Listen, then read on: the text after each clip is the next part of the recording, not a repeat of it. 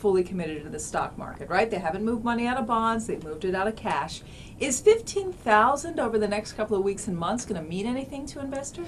Well, numbers do mean stuff, as you pointed out. I think Thomas Schelling, who is an economist, talked about focal points, and this tends to be a focal point for investors. When it hits a new number, a round number, it can prod people back into the market, or it can actually give them pause and say, hey, have things gone too far too fast?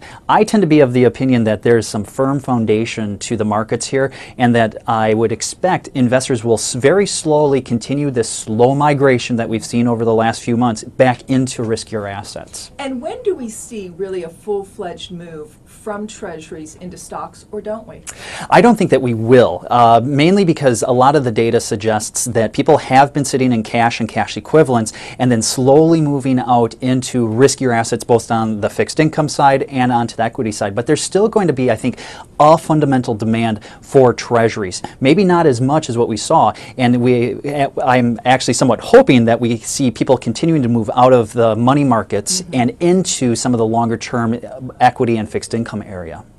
Seasonally, the stock market historically does not perform as well in May through the end of the year as it does in the first couple of months. Is it different this year, do you know, or do you think? Well, every year is different, and it's almost like talking about numbers as far as do they have a lot of meaning as far as the old adage about sell in May and go away, or how bad Septembers typically are for the markets. You know, there are a lot of these calendar effects, and I think that they're actually what I would refer to as just a relic of the data.